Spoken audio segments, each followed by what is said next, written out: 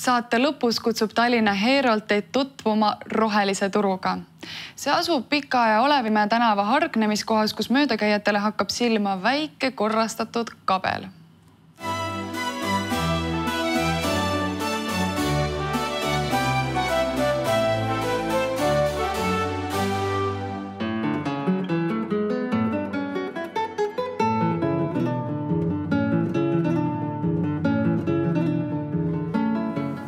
Tervitus. Jätkame Heroldi juttudega. Me oleme tulnud Pika ja Olevimäe tänavate ristamiskohale, kus paikneb niinimetatud roheline turg.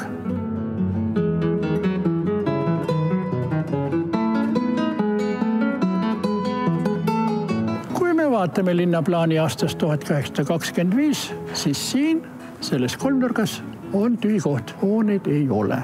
Kui nüüd möödunud aastal tehti siin kaablite paigaldamiseks väikesed kaevamid, osutus, et see ala on keskajal olnud tihedasti hoonestatud, täielikult täidetud.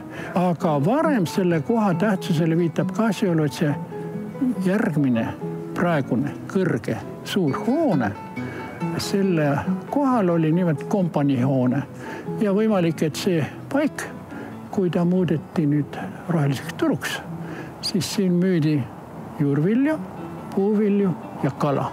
Niisugune oli selle platsi esialgne mõte, aga siis hakati teda pargilaadseks muutma. Mis puudesse puutub, siis mina ei julge teile nüüd öelda, kui vanad need täpselt on. Aga vestluses muinsuskaitse rohelise tiivaga sain ma teada, et seal tagumises osas 4 puust, mis seal olid vanast, oli üks eriti haruldane must pöök.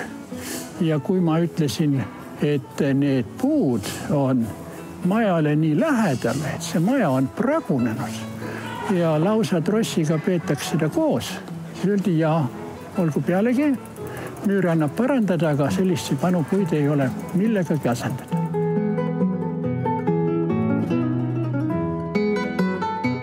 Ma olen vaadanud tsaariaja lõpu postkaarte sellest kohast siis olid siin mõned väikesed puud, kabelit veel ei olnud, aga seest siin samas nurgal oli tänavakaev, kust said vett võtta ümbruskanna majade elanikud, kellel keldris oma kaevu ei olnud.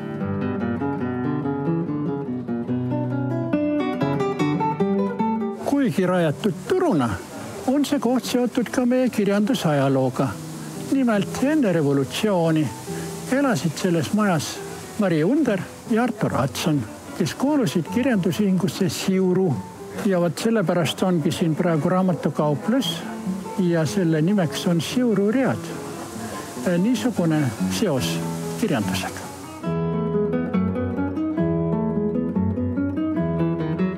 Üheks toredaks vaatamisväärsuseks kaasaegsel rohelisel turul on see seppisvõre siin, mis piirab kogu ala ja selleks on ka vajadus, sest vaadake, Olevimäe tänavapoolsel küljel oleme me üsna kõrgel ja võiksime alla kukkuda, kui seda võret ees ei oleks.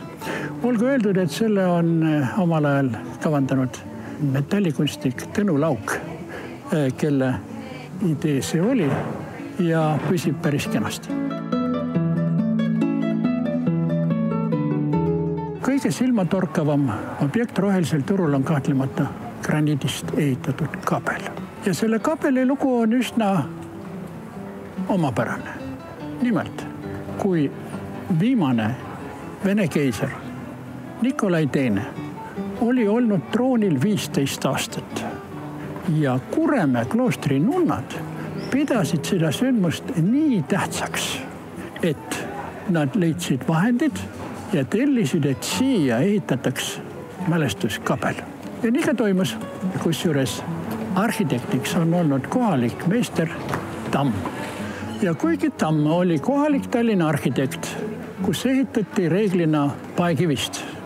Tema aga valis toekama materjali, graniitkivi ja siin tänaval muidugi paistis ta ja paistab eriti silma, et tal on kohal sibulakujuline kullatud kuppel, mis vahepeal ei olnud säilitanud ei oma kullatist ega ka risti. sest kui tuli nõukogude aeg, siis see kabel tehti tühjaks, ikoonid välja, rist maha ning siin sees, kujutage ette, oli seinal telefoniautomaat.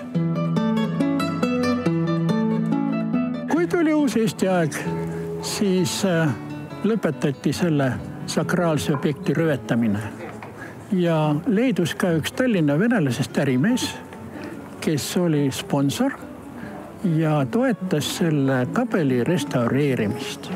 Ja selle restaureerimise käigus sai ta puhastatud, kuppel sai risti, kõik see kullati ning tehti ka näete selle trepi äärde kraamistus, millel on ka need ristid.